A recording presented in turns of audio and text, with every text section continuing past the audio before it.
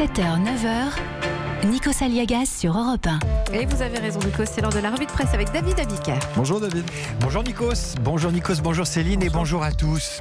Ce matin à la une du Télégramme, des phares et des balises à la dérive. Dans un rapport que le Télégramme s'est procuré, l'Inspection générale des affaires maritimes livre un diagnostic sans concession sur le service public des phares et balises. Vous savez, ces phares et balises qui évitent aux navires les fausses routes et les naufrages. Tout le système est à revoir, il faut intégrer la technologie GPS, moderniser l'organisation, explique le Télégramme. Bref, il faut investir dans nos phares et balises. Les balises, ça sert aussi à tenir un cap ou à en changer.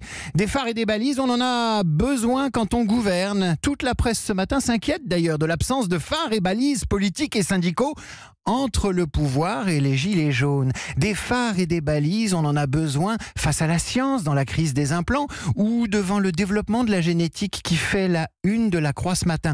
Enfin, les phares et les balises, ce sont des repères moraux qui nous incitent à donner aux associations, aux Restos du Cœur et au Téléthon. Attention, les indicateurs de notre générosité sont en baisse, nous dit ce matin le Parisien aujourd'hui en France.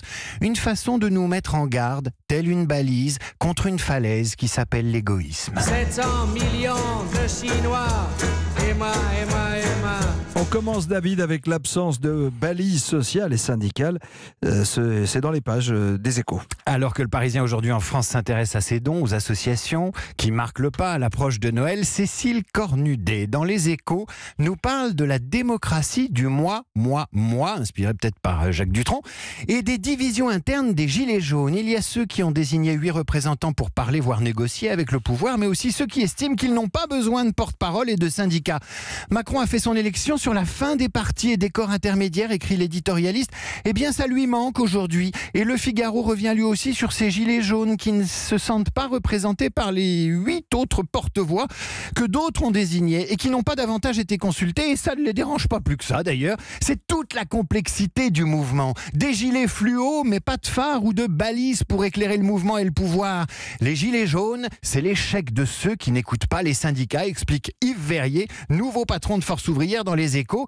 À force de ne pas tenir compte du rôle de la négociation collective et du dialogue social, ça enflamme la rue. Des phares et des balises, la science en a besoin aussi, David Abiker. Tous les journaux reviennent ce matin sur le scandale mondial des prothèses. Le Monde, le Parisien aujourd'hui en France, vous propose des schémas incroyables, des corps humains, d'hommes et de femmes, truffés d'une quincaillerie pas suffisamment contrôlée. Alors vous avez des prothèses de genoux, des prothèses mammaires, des prothèses vasculaires mécaniques, j'en oublie.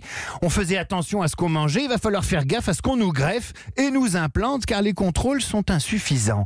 Pas totalement contrôlée non plus l'annonce de He Jiankui, chercheur et professeur associé à l'Université des sciences et technologies du sud de la Chine, qui affirme depuis hier avoir modifié le génome de 16 embryons grâce à la technologie de l'édition de gènes résistants au virus du sida. 2 petites filles chinoises sont nées il y a quelques semaines, a-t-il annoncé. Lulu et Nana. Info ou un tox, se demande le Figaro. Il est possible qu'il ne s'agisse que d'un coup médiatique à la veille du 2e sommet international sur l'édition génomique humaine qui se tiendra demain à Hong Kong. Et tandis que dans les pages débat, Cyril Van Lerberg se demande si cette expérience est un mensonge, un crime ou un progrès, La Croix appelle à l'urgence d'une régulation mondiale des techniques permettant de modifier le génome d'un embryon. Là encore, il y a grand besoin de phares et de balises. Monsieur Macron, vous ne méritez pas mes volailles. Ce n'est pas un cocorico, mais un coup de gueule qu'a poussé hier Aloïs Gury, éleveur de volailles de Bresse installé dans l'Ain. Ce jeune homme de 30 ans fait ce matin la une du journal de Saône-et-Loire. Le 19 novembre 2016, il donnait pourtant une interview au Progrès et semblait plutôt satisfait d'avoir repris l'élevage local avec le soutien de la communauté de communes. Mais en 2 ans, la colère est passée par là. L'éleveur a enfilé un gilet jaune et crie au président sa difficulté de vivre de sa production avec 700 € par mois pour 70 heures de travail hebdomadaire. Ce sont ces poulets qui ont été servis au chef d'État réuni à Paris le 11 novembre dernier.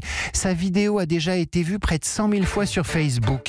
Aloïs Gury fait donc la démonstration qu'avec Internet, il y a potentiellement dans le poulailler français 67 millions de balises, de phares et de sirènes d'alarme. Dans les poulaillers d'Acajou, les belles basses-cours à bijoux, on entend la conversation de la volaille qui fait l'opinion.